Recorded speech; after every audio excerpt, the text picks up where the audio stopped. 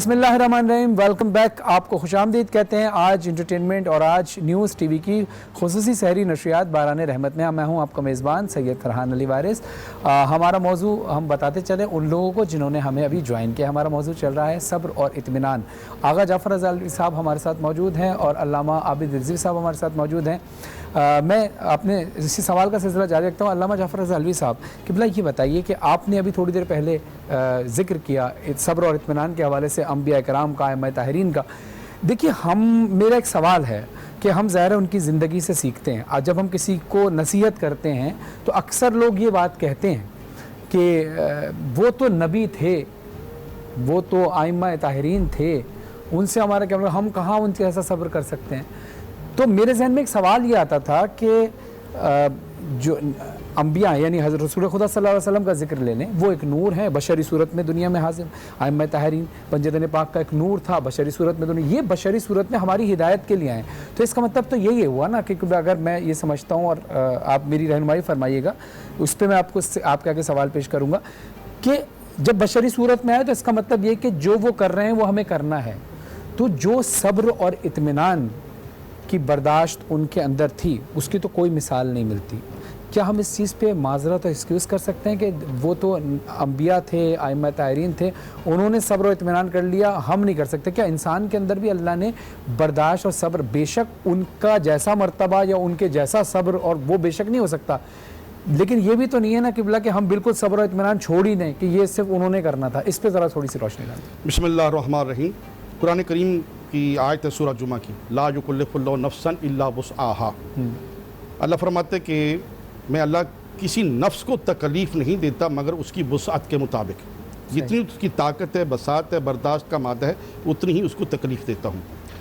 میں نے پہلے بھی سٹارٹ میں عرض کیا تھا کہ یہ صبر اور اطمینان انبیاء اور ائمہ ہی اس کے مصداق ہیں.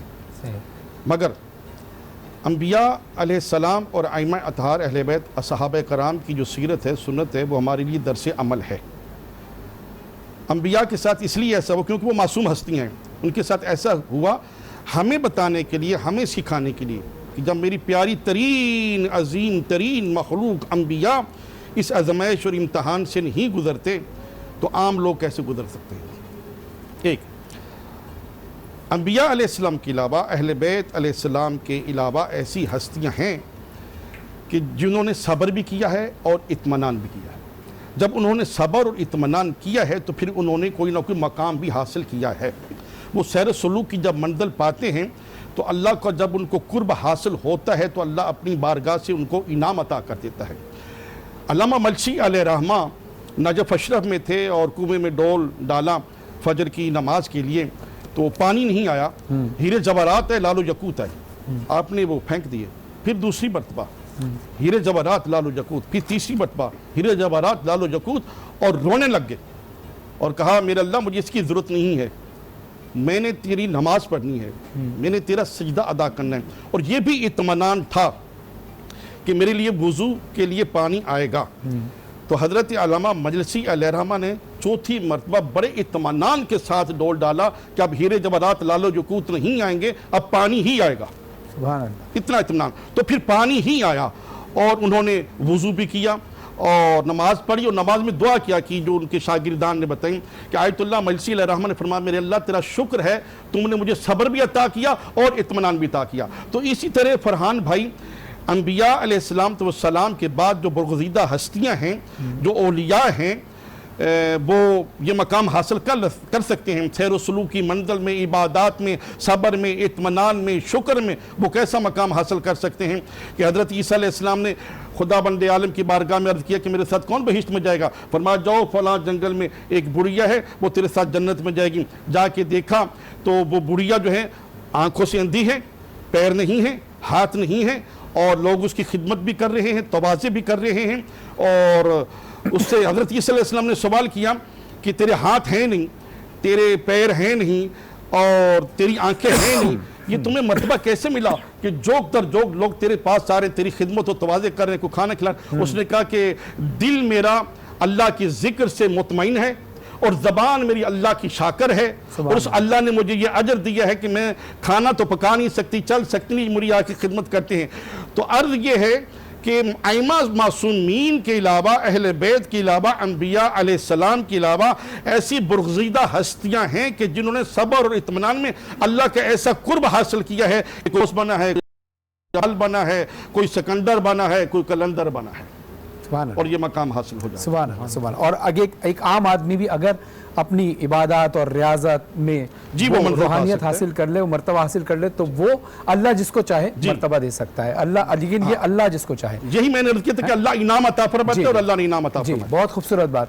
علامہ عابد عزیز صاحب، اب انہی کی بات سے کنیکٹ کرتے ہوئے آپ کی طرف میں چلتا ہوں، میں سوال پیش کرتا ہوں آپ کی طرف کہ یہ بتائیے کہ انسان کے اوپر یہ آزمائشیں، یہ مصیبتیں آخر آتی کیوں ہیں؟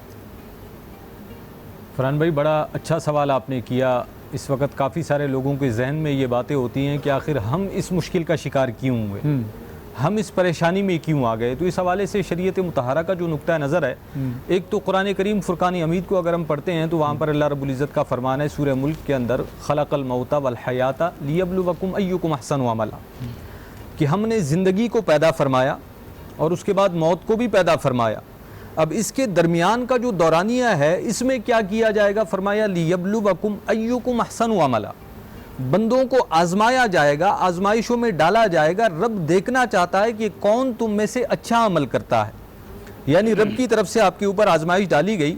اب رب دیکھنا چاہتا ہے کہ بندہ صبر کرتا ہے، اطمینان میں رہتا ہے، اپنی رب کی رحمت سے مایوس نہیں ہوتا، یا وہ شکوہ کناں ہو جاتا ہے۔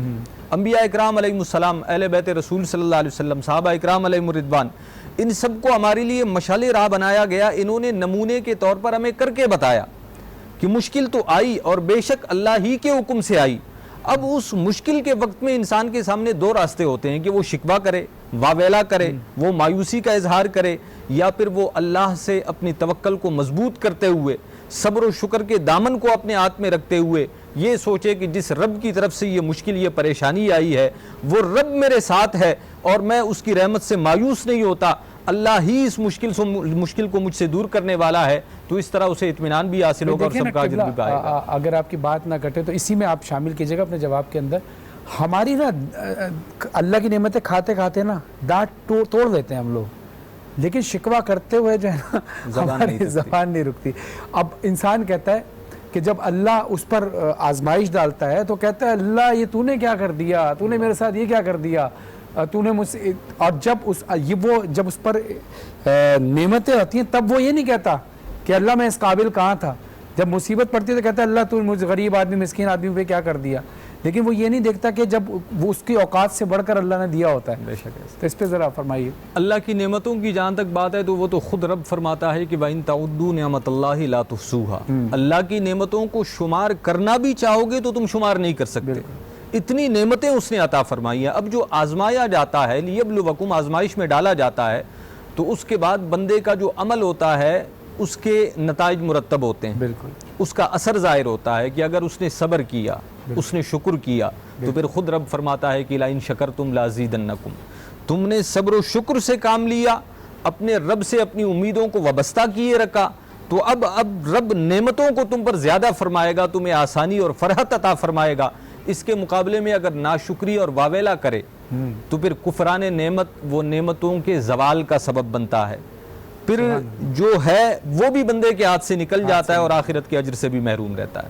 بس اللہ سے دعا یہ کہ اللہ ہمیں یہ ہمت دے، طاقت دے کہ ہم صبر بھی کریں اور صبر کے ساتھ اطمینان بھی کریں، اور یقیناً صبر اور اطمینان کا سہارا اگر ہمیں حوصلہ چاہیے تو ہمارے سامنے ذات محمد مصطفیٰ صلی اللہ علیہ وآلہ وسلم، ذات اہل بیت اطہار علیہ السلام ہے، اور ذات اصحاب باوفا ہیں، کہ جن کو دیکھ کر ہم یہ سیکھ سکتے ہیں کہ انہوں نے اپنی زندگی کو کیسے گزارا۔ یہ اولیاء کرام نے اپنی زندگی کو، اللہ کے پاک بندوں نے، ان بزرگ ہستیوں نے کہ جن کے دروازے پر، جن کے گھر پر مسلم بھی آ رہا ہے، غیر مسلم بھی آ رہا ہے، اور وہ سنت رسول ادا کرتے ہوئے ہر کسی سے حسن اخلاق سے بات کر رہے ہیں، اور پھر یقیناً جب وہ تبلیغ دین کرتے ہیں تو پھر لوگ سوال کرتے ہیں، تو اس کے لیے ضروری ہے کہ صبر بھی کریں اور اطمینان بھی رکھیں اور برداشت بھی رکھیں۔ اللہ ہمیں رسول اللہ صلی اللہ علیہ وسلم کے اصل اور حقدار امتی ہونے کی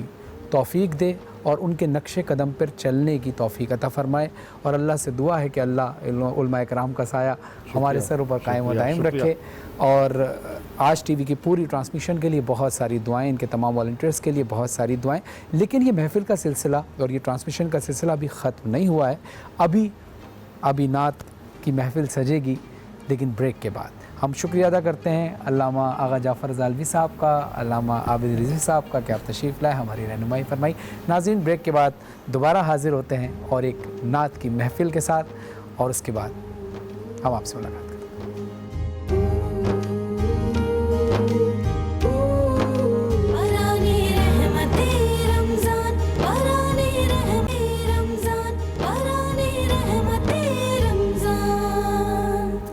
بسم اللہ الرحمن الرحیم، ویلکم بیک۔ آپ دیکھ رہے ہیں باران رحمت، آج انٹرٹینمنٹ اور آج نیوز ٹی وی کی خصوصی سحری نشریات میں ہوں آپ کا میزبان سید فرحان علی وارث، اور اب وقت ہوا ہے نعت کی محفل کا۔ نعت رسول مقبول صلی اللہ علیہ وسلم کی محفل ہے، اور ہمارے ساتھ دو نعت خوان موجود ہیں، میں ان کا تعارف کراتے چلوں۔ ہمارے ساتھ گزشتہ سال ٹرانسمیشن میں ایک نجی چینل پر نعتیہ مقابلے میں حصہ بھی لیا جناب سید انس شاہ صاحب۔ السلام علیکم، کیسے ہیں آپ؟ ٹھیک ہے، اللہ کا شکر۔ تقریباً 2-3 سال بعد آپ سے ملاقات ہوئی۔ چلیں ماشاءاللہ، آج اللہ نے آپ کو یہ مقام دیا کہ جہاں آپ نعتیہ مقابلے، آج آپ ایک مہمان کی صورت میں بھی تشریف لائے۔ خدا آپ کو اور ترقیاں عطا فرمائے۔ ہمارے ساتھ موجود ہیں محمد بلال قریشی صاحب۔ السلام علیکم، کیسے ہیں آپ؟ ٹھیک ہیں، آپ خیریت سے ہیں؟ ماشاءاللہ، اور آپ کی دلی خوشی ہوئی کہ آپ دونوں حضرات تشریف لائے، اور آپ کا آنا ہمارے لیے باعث سعادت ہے، کیونکہ آپ نعت خوان رسول خدا صلی اللہ علیہ وسلم ہیں۔ تو انس صاحب، کون سا کلام آپ سنائیں گے آج ہمیں؟ فرحان بھی خالد محمود نقشبندی صاحب کا لکھا ہوا کلام ہے، بہت پیارا کلام ہے۔ اب میری نگاہوں میں جچتا نہیں۔ سبحان اللہ، سبحان اللہ، بسم اللہ، عطا۔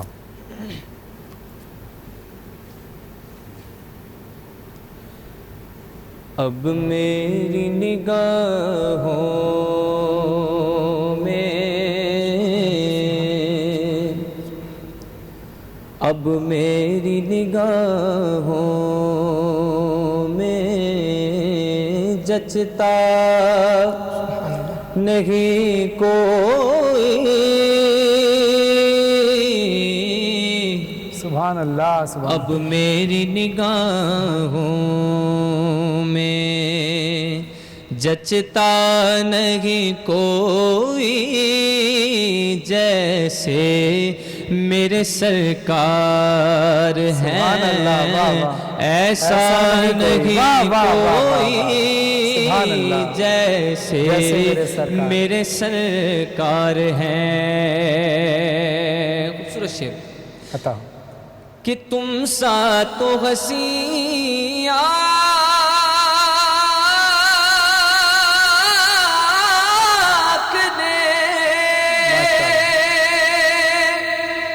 دیکھا نہیں کوئی،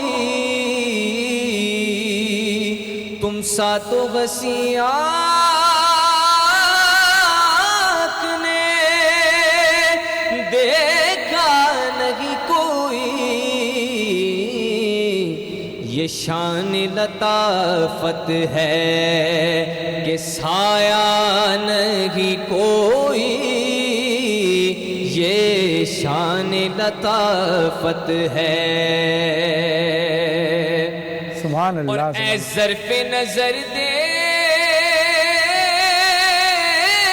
بغیر، دیکھ ادب سے سرکار کا جلوہ ہے، تماشا نہیں کوئی، سرکار کا جلوہ ہے، تماشا نہیں کوئی، جیسے میرے سرکار ہیں۔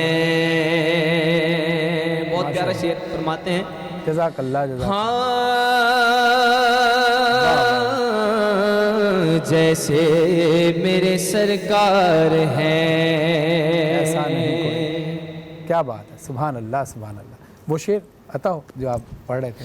ہاں، جیسے میرے سرکار ہیں اور سرکار کی رحمت نے ہمیں خوب نوازا سرکار کی رحمت نے ہمیں خوب نوازا یہ سچ ہے کہ خالد سا نکما نہیں کوئی جیسے میرے سرکار ہیں ماشاءاللہ ماشاءاللہ انس بہت اچھا کلام آپ نے پڑھا سید انس شاہ ہمارے درمیان موجود اور بہت ہی عمدہ کلام اور بہت عمدہ انداز میں پیش فرما رہے تھے ساتھ ہی ہمارے ساتھ ایک اور نعت خوان جن کا میں تعارف آپ کو پہلے کرا چکا ہوں محمد بلال قریشی صاحب موجود ہیں بلال بھائی کون سا کلام سنائیں گے میں آپ کو سناؤں گا جبھی میری ہو سنگ در یا رسول ارے اللہ کیا بات ہے بسم اللہ اعوذ باللہ من الشیطان الرجیم بسم اللہ الرحمن الرحیم جبھی میری ہو سنگ در تمہارا یا رسول اللہ جبھی میری ہو سنگ در تمہارا یا رسول اللہ یہی ہے ایک جینے کا سہارا یا رسول اللہ یہی ہے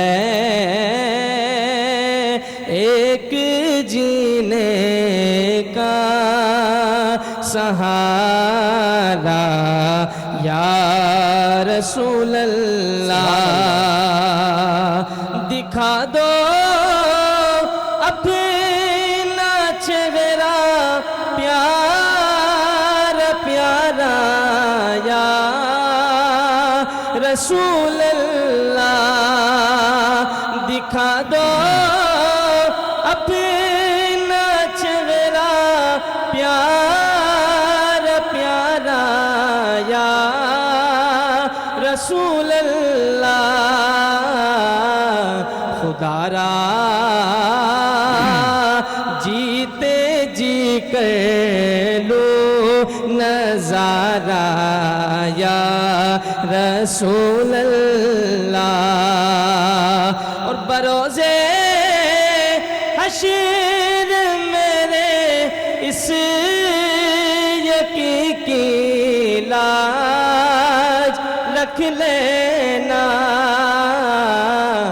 تمہارا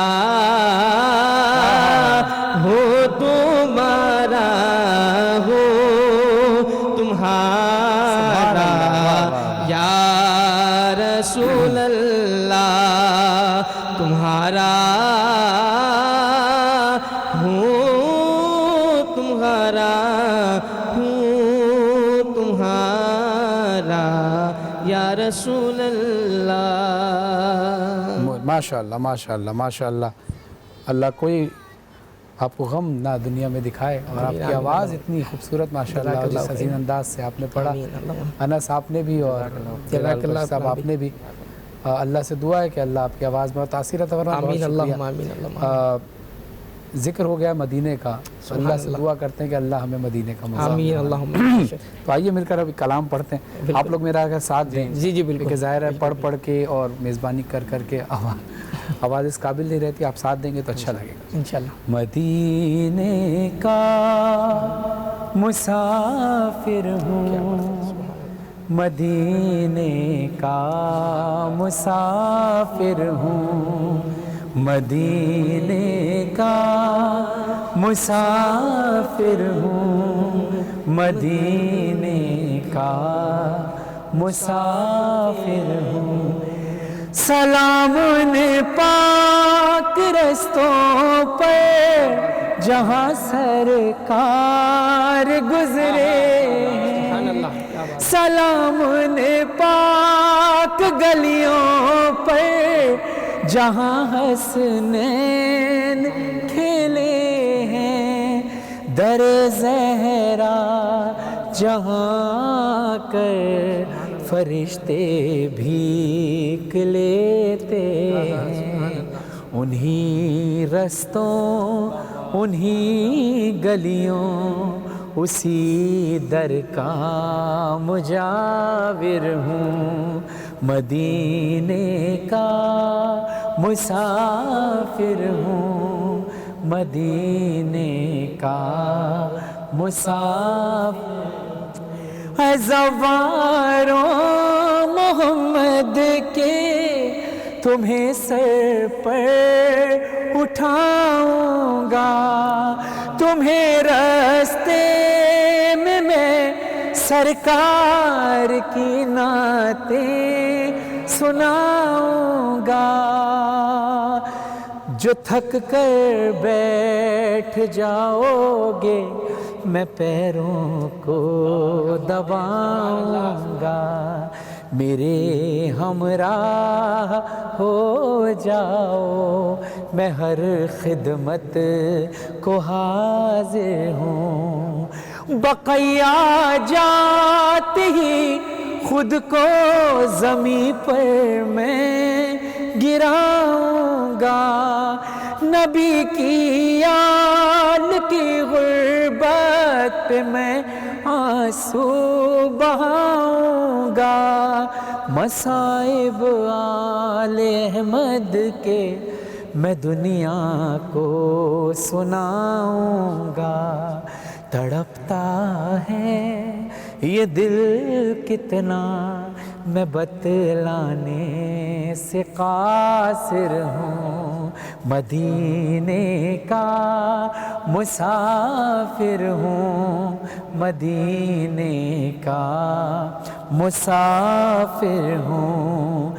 ہاں مدینے جاتے ہی سرکار کی محفل سجاؤں گا، میں خود سرکار کو سرکار کی نعتیں سناؤں گا، پکڑ کر جالیاں ان کی سند بخشش کی پاؤں گا، کرم فرحان پر کر دیں میرے آقا میں زائر ہوں، مدینے کا مسافر ہوں، مدینے کا مسافر ہوں۔ اللہ ہم سب کو مدینے کا مسافر بنائے، سعادت نصیب فرمائے، ہماری اس مختصر سی عبادت کو اللہ اپنی بارگاہ میں قبول فرمائے۔ انس شاہ صاحب آپ کا شکریہ، بلال قریشی صاحب آپ کا شکریہ، ناظرین آپ کا شکریہ، آپ ہماری ٹرانسلیشن میں شریک رہے، اور ہاں اب بھی شامل ثواب ہوئے، ہم بھی شامل ثواب ہوئے۔ انشاءاللہ آج دوپہر کو 3 بجے انشاءاللہ افطار ٹرانسمیشن میں آپ سے ملاقات ہوگی، میرے ساتھ میزبان ہوں گی ریما خان صاحبہ، اور میں خود میزبانی کے فرائض سر انجام دوں گا، علماء کرام ہوں گے، حمد و نعت و منقبت کا سلسلہ ہوگا، اور بہت ڈفرینٹ سیگمنٹ بھی ہوں گے۔ دیکھتے رہیے باران رحمت، آج انٹرٹینمنٹ، اور آج ٹی وی کی خصوصی سحری نشریات باران رحمت۔ تب تک کے لیے اجازت دیجیے، اللہ حافظ۔